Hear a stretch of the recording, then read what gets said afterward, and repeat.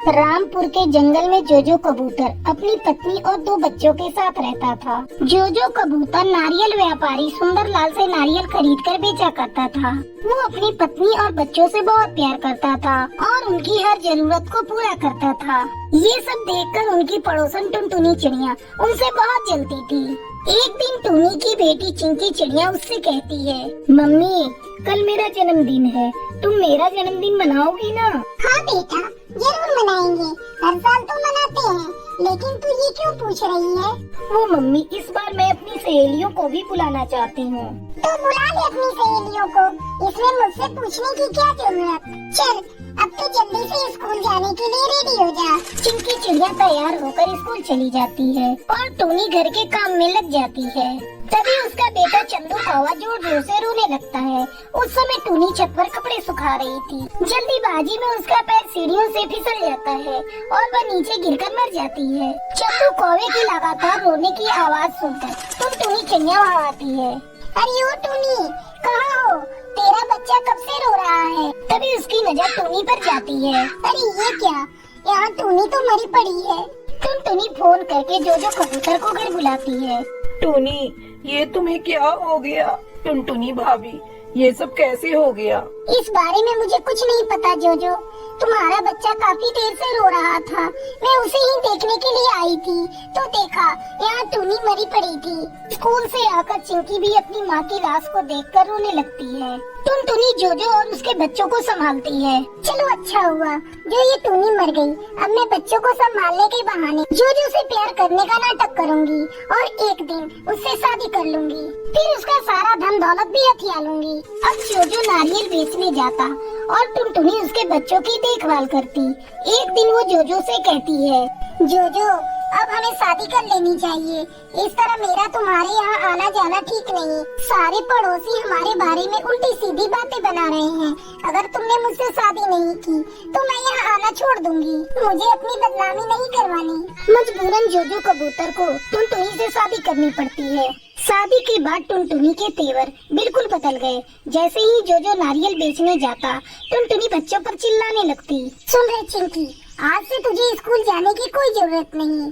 तुझे जितना पढ़ना था पढ़ लिया, ज्यादा पढ़कर क्या करेगी? कौन सा तुझे नौकरी करना है? ससुराल जाकर तो तुझे रोटी ही बेलनी है। टुनी आंटी, आज आप मुझसे ऐसी बातें क्यों कर रही हैं? आप तो मुझसे बहुत प्यार करती हैं। प्यार? और तुझसे? मैं केवल पैसों से प्यार करती हूँ और तेरे बाप के पास बहुत पैसे हैं, इसीलिए मैंने तेरे बाप से शादी की है। अब जा यहाँ से, जाकर घर के सारे काम कर। खबरदार, जो ये सारी बातें तू अपने बाप से कही तो तेरे भाई को काट कर फेंक दूंगी। नहीं आंटी, मेरे भाई को कुछ मत करना, मैं पापा से कुछ भी नहीं कहूँगी। इस तरह 2 महीने गुजर गए। एक दिन टुनी जोजो से सारे धन दौलत और घर अपने नाम करवा लेती है और फिर उसी रात जोजो और उसके बच्चों को घर से बाहर निकाल देती है। पापा, इतनी रात को हम लोग कहाँ जाएंगे? बेटा तू रो मत, मेरे पास बहुत सारे नारियल हैं। मैं उन्हीं नारियल से एक सुंदर सा घर बनाऊंगा, फिर हम सभी उसी नारियल घर में रहेंगे। पापा, मैं भी आपके साथ मिलकर नारियल घर बनाऊंगी। ठीक है बेटा, तू भी मेरी मदद करना। जोजो कबूतर सारी रात अपने बच्चों के साथ मिलकर एक सुंदर सा नारियल का घर बनाता है और फिर सभी खुशी खुशी उस नारियल घर में रहने लगते हैं।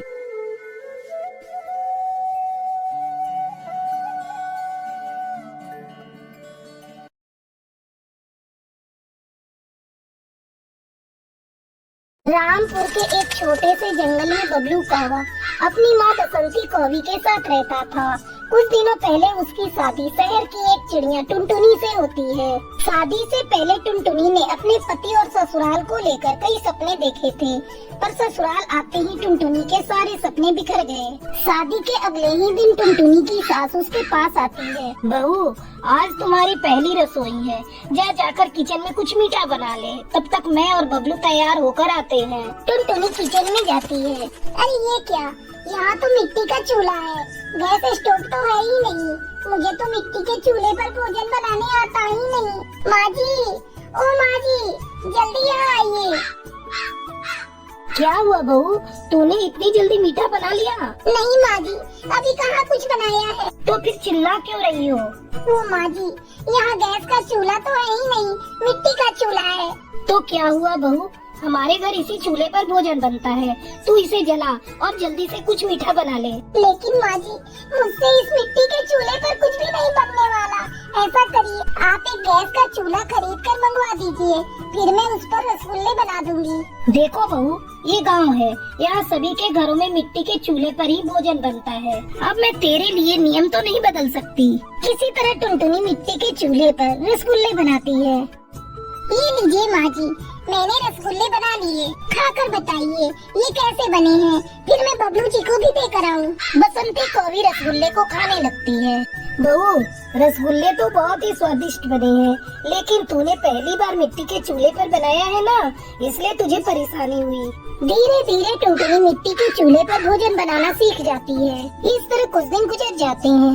एक दिन बसंती कौवी मिट्टी से चूल्हे बना रही थी। टुनटुनी बहू, आ मैं तुझे मिट्टी के चूल्हे बनाना सिखाती हूँ। टुनटुनी अपनी सास से मिट्टी के चूल्हे बनाना सीखने लगती है। माँ जी, आप तो मिट्टी के बहुत सुंदर चूल्हे बनाती हैं। आपको पता है, हमारे शहर में मिट्टी के चूल्हे बेचने दूर दूर गांव से पक्षी आते हैं। कुछ ही दिनों में त्योहारों का मौसम शुरू होने वाला है और घर घर में इसी मिट्टी के चूल्हे पर प्रसाद बनाकर पक्षी अपने अपने देवता को चढ़ाते हैं। मैं सोच रही हूँ माँ जी, क्यों ना इस बार हम लोग भी मिट्टी का चूल्हा बनाकर शहर में बेचें। वैसे भी पूरा दिन हम लोग घर में खाली बैठे रहते हैं। बहू, तेरे बात में तो दम है। अगर हमें ऊपरी कमाई हो जाती है तो घर चलाने में बबलू की भी मदद हो जाएगी।